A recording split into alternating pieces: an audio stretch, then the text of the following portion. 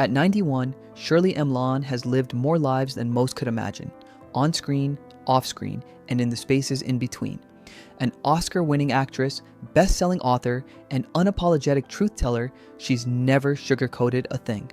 Now, looking back over nearly 8 decades in Hollywood, she speaks with an unflinching honesty, a sharp wit, and the kind of blunt insight only age and experience can bring. Her memories of some of the industry's biggest names are, at times, beautiful, frustrating, and often bruising. Dean Martin, she said, was like acting alongside a sleepwalker. The Rat Pack charm that dazzled parties didn't translate to the set. He was often drunk, aloof, emotionally absent. You throw the ball, MacLaine explained, and sometimes it just lands on the floor. Rare flashes of warmth reminded her there was more beneath the surface, but mostly, he coasted, leaving her searching for connection in vain.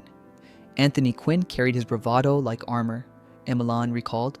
Loud, self-assured, he rarely recognized anyone else's authority. He walked onto the set like he was doing everyone a favor, she said. Rehearsals often turned into battles of domination, his presence overwhelming both women and men alike.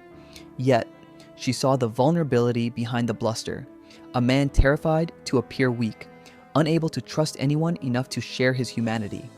Robert Mitchum's allure came with a sting. He could dominate a scene with his smoldering charm, yet off camera, he was bitter, resentful, and indifferent. Working with him was like navigating a landmine field of moods, MacLaine said. His brilliance was intoxicating but fleeting, leaving a lingering heaviness whenever he appeared. Talent, she admitted, could make you mourn what might have been. Frank Sinatra, by contrast, was magnetic, transactional, and exhausting. Charm came with strings attached, and loyalty was only rewarded if it served him. He stormed off set more than once, MacLaine recalled. Sinatra's brilliance was undeniable, but it came at the cost of collaboration and trust. Those who tried to meet him as equals quickly learned the sharp edge beneath the smooth veneer.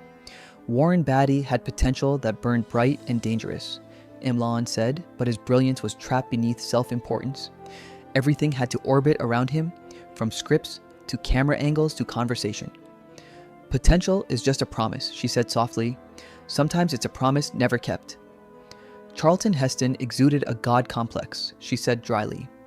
Every set became his cathedral, every interaction filtered through his self-importance. Even doing a basic scene, your job was just to orbit around his choices, she said. And yet, his conviction brought undeniable power to the screen, just not to those around him. Steve McQueen was, simply put, too cool.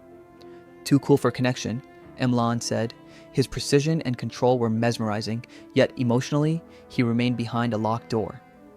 You'd open yourself up and there'd be nothing back, she said. His magnetism was a paradox. Audiences felt they knew him, but she never got past that wall. Shirley MacLaine has always been more than a star. She's been a mirror to Hollywood itself.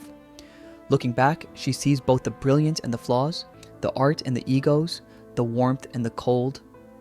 You don't survive this long by pretending everything is fine, she said. Some of it was ugly, some of them were too.